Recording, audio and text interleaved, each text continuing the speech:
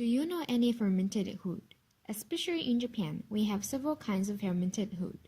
For example, natto, yogurt, bread, kimchi, miso, wine, and sake. Fermentation is a process that an organism converts a carbohydrate, such as starch or sugar, into an alcohol or an acid. This is the sake brewing process. We will show you them step by step. To make sake, it takes about a month and a half. Firstly, we start from preparing rice. Sake rice has to be polished to produce fine sake. The polish rate differs from the type of sake. For instance, the rice used for daiginjoshu, which is the top class of sake, has to be polished 50% or less. If you look the chart closely, you can see that daiginjoshu only conquers 3% of Japanese sake market. Here, we wash and soak the polished rice with shallow underground water. This metal machine washes the rice evenly by water pressure.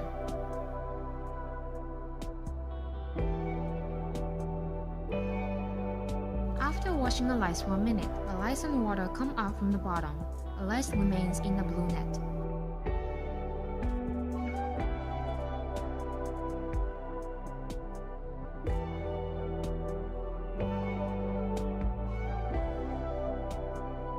The white liquid from the seed basket contains rice deposits called nuka, which is unwanted for sake.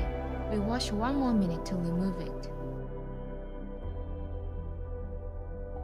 The next process is to soak the rice. The soaking time differs due to the rice type, polish rate, temperature, and water temperature.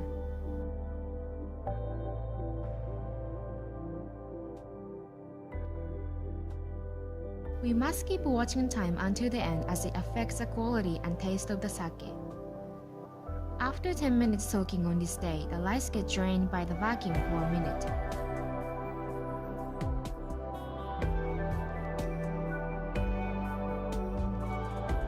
Finally, we weigh the rice to check if it's soaked for the proper amount of time.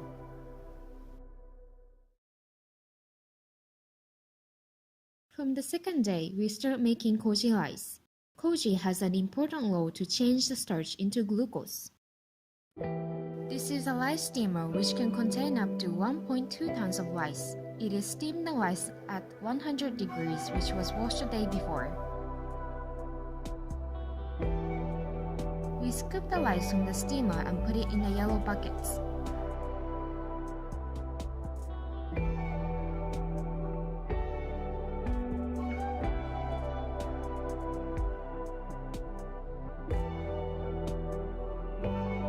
Unlike the table rice, which is cooked in water, steamed rice is still quite firm, but inside is soft and rice is separated from each other.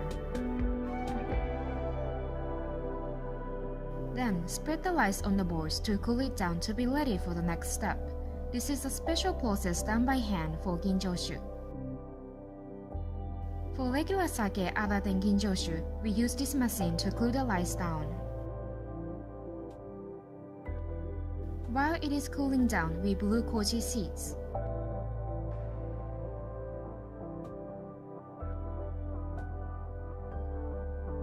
Back to the rice for ginjoshu. After cooling down, it is moved to the koji making room, whose temperature is kept to approximately 30 degrees.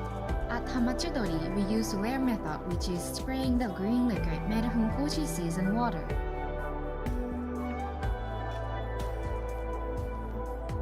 It is better to spray it in a liquid form as it is easier for koji to fixate.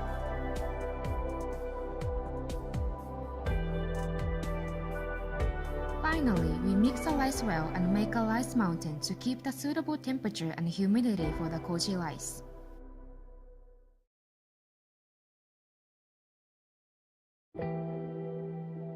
The temperature of the rice reaches about 35 degrees after a day sitting in close.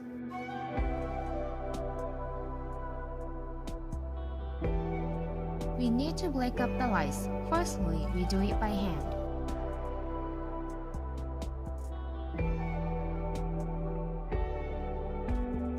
Secondly, we use a rice lump chipper. Can you see the rice clumps? It is difficult to split them completely by hand.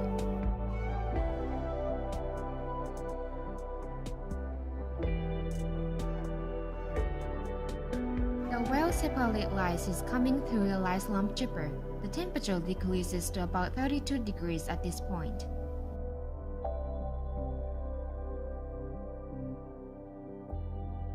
Koji keeps lice in the temperature, so to try and maintain the proper temperature, we spread the lice in thin layers and leave it until the night. That night, after koji has spread over the lice, we make the lice layer thinner to keep the temperature around 43 degrees. To keep the appropriate temperature, we need to stay in the brewery and check it all night long. After the lice is set in a thin layer, we shape it in this chevron shape for further drying. The next day, the koji lice is ready.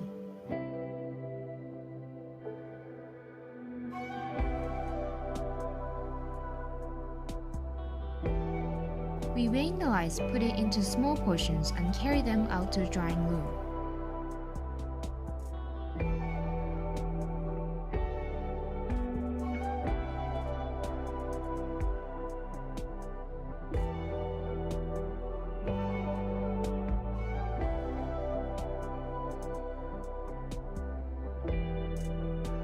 In the drying room, koji lice is left for a night.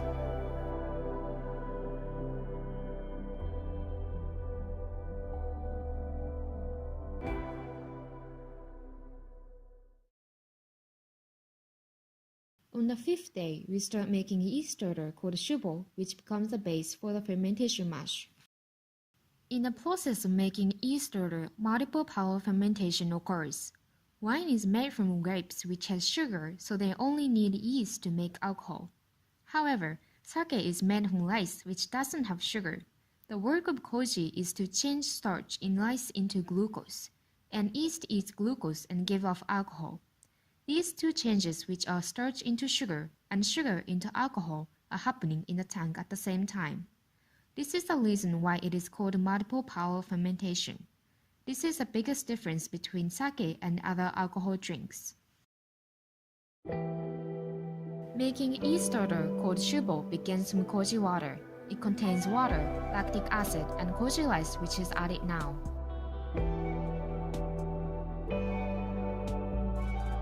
This yellow liquid is cultured yeast. The yeast we use is either from iware or one that we make by ourselves.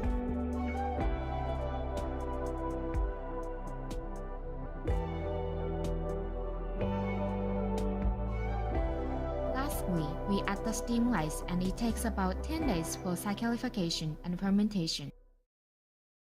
As the yeast starter is ready, we begin putting all together. In this process, first 4 days are for stuffing, and the rest is to maintain the environment for koji and yeast to ferment. This is the first day of making fermentation mash in the enamel tank. The yeast starter is already in the tank and koji rice is being added. We add water. It looks small amount for this tank, but after a day break, we continue adding koji rice, water, and steam rice for 2 days. We also add steam rice. Koji makes the starch in steam rice convert into glucose.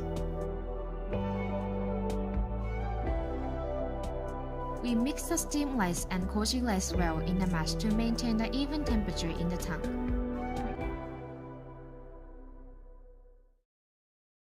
This is the fermentation room. There are 41 tanks. The smaller ones contain about 3,100 liters and the bigger ones contain about 6,300 liters. Every morning and evening, we mix the fermentation mash to maintain the proper temperature.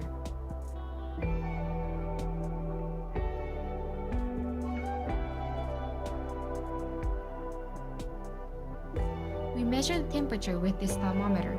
The proper temperature differs according to the type of sake.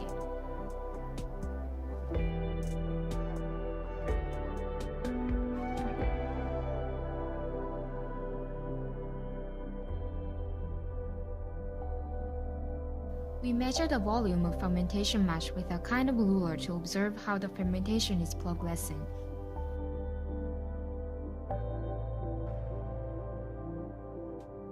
To check whether the fermentation is on the right track, we use equipment to measure the acidity, alcoholicity, and so on. liquid is put into a special container to be measured by the machine.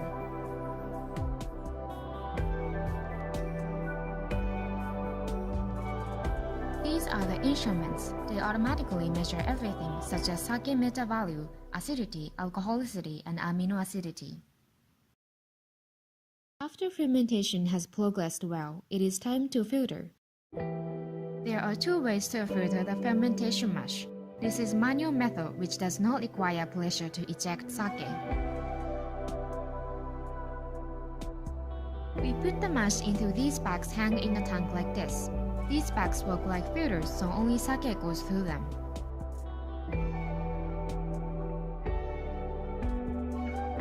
Glass containers, which can be filled up to 18 liters, are used to store sake for a while.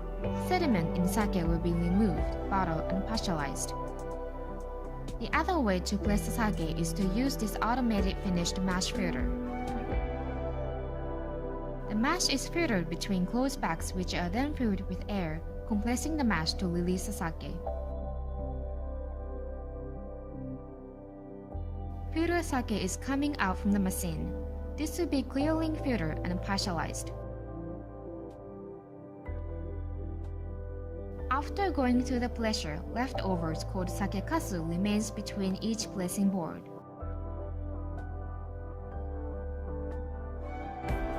Sakekasu is used for dishes like amazake, sweet sake, miso soup, or even beauty face masks. Bottling may seem very simple, however, we still have some work to finalize the products. This machine heats the raw sake to around 65 degrees by passing it through the white tube with hot water to pasteurize it. Bottles also get heated so they won't be broken by the heat difference when the sake is added.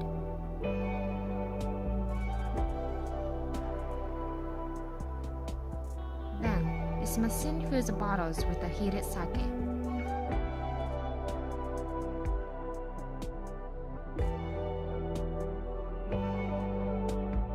After that, we check if there are any scratches or dirt inside and outside of the bottles.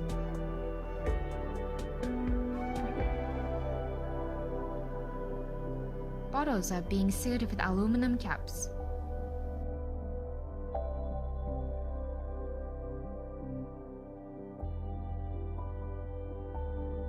The bottles on the left side just have caps on top, so this machine screws the cap to seal the bottle and populate it for opening. Can you see the difference between the two bottles? This machine showers cold water on the bottles. After cooling and drying the bottles, we put the product labels on them.